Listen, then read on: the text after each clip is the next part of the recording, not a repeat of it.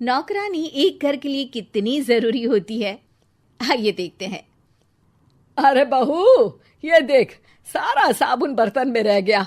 ये नौकरानी कोई काम नहीं करती, गंदा काम करके चली जाती है और ढेर सारा पैसा ले जाती है।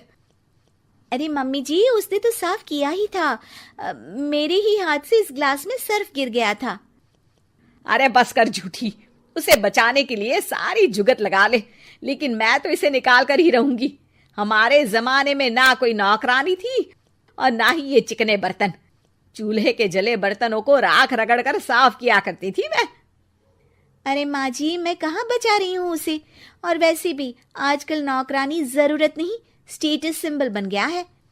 अब आप बताओ, मैं मुन्ना को नीचे घुमाने ले जाऊं तो लोगों से क्या बोलूं? झाड़ू पोछा खुद लगा रही हूँ। लोग सीधा यही पूछते हैं कि कौन सी नौकरानी काम कर रही है तेरे घर पर। अरे बस कर, ये भी कोई बात होती है?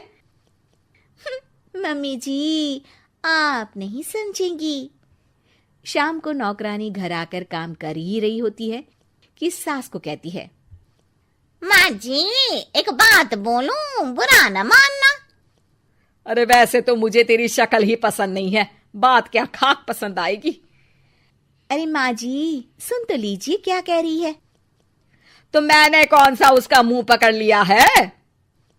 अरे माँ जी, वो लाल साड़ी पहनती हो ना, ना पहना करो।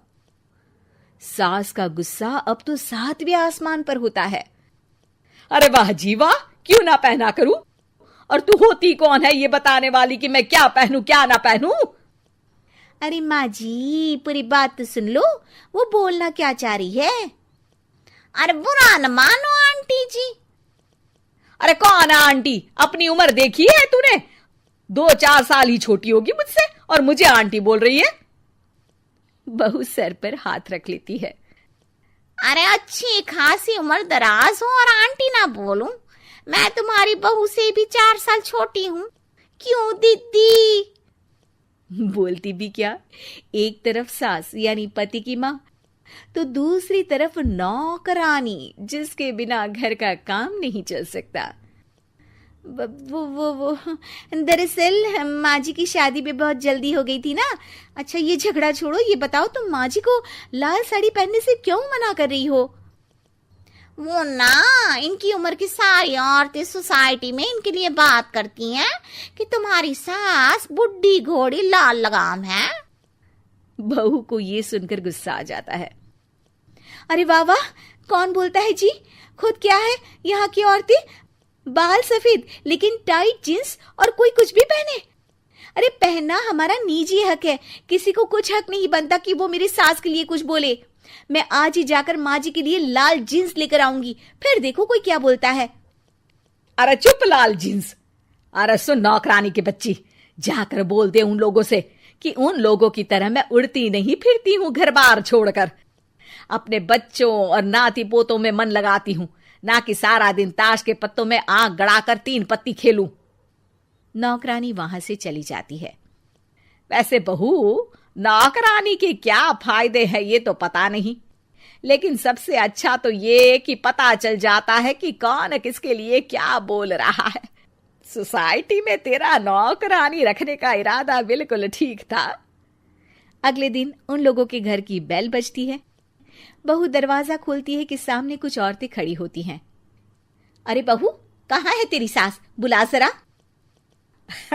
अरे बहन जी, आप सारी एक साथ आइए आइए, कैसे आना हुआ? अरे 3 पत्ते खेलने आई हैं, क्यों खेलोगी? क्यों नहीं, वैसे भी बड़े दिन हो गए, एंटरटेनमेंट हुआ नहीं। बहू जा जाकर पकोड़े तो बना ला।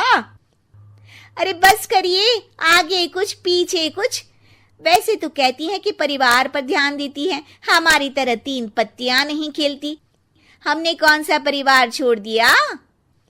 सास सक पका जाती है। अब ये किसने कहा? मैं तो कहती हूँ कि मैं भी थोड़ा बाहर निकलूं। आपने ही तो कमला नौकरानी से ये सारी बात की थी। सास और बहू को अब सारी कहानी समझ आ जाती है कि सोसाइटी की औरतें क्यों भड़क रही हैं। माफ करिए आंटी, मैं छोटी हूँ, लेकिन फिर भी पहले तो आप लोगों ने माँ की लाल साड़ी का मजाक उड़ाया था ना।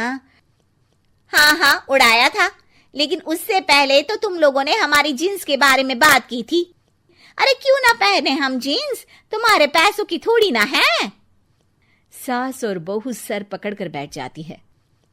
देखा बहू, ये खेल कर गई तेरी नौकरानी, यहाँ की बात वहां तो वहां की बात यहाँ।